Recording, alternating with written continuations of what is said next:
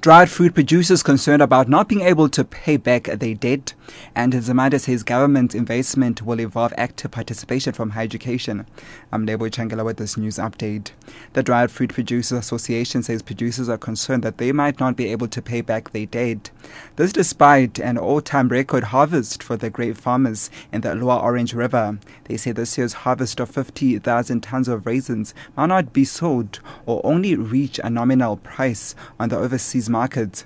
An Upington farmer, Goch van der Kalf, says banks are wary of financing raisin production. The problem is because of the heavy crop and that financial institutions see it as a risk to finance raisins.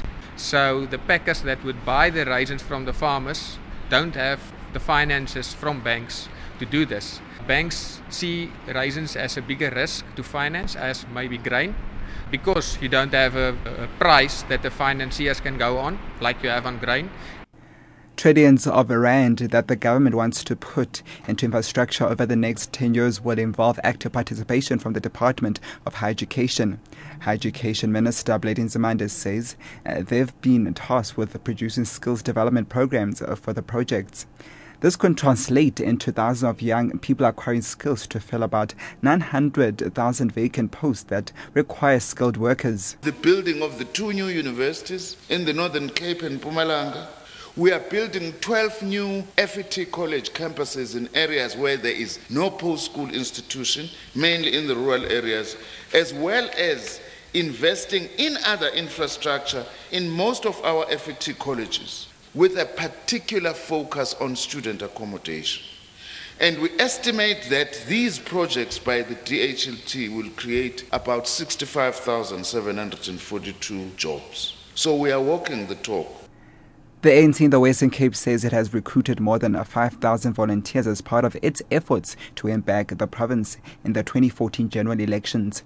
Provincial leaders have unveiled the program, which they are calling the Western Cape Chris Honey 5,000 Volunteer Detachment. ANC Western Cape chairperson Marius Fransman says a considerable number of them are not ANC members but ordinary people who work in the progressive environment in the province. Some will be placed at a high end, and some will be placed at the community level, depending on where people's interests are. What does this create? It creates a network of opportunities for people to add value to cohesion and others, but there's also an opportunity in the skilling environment through that process.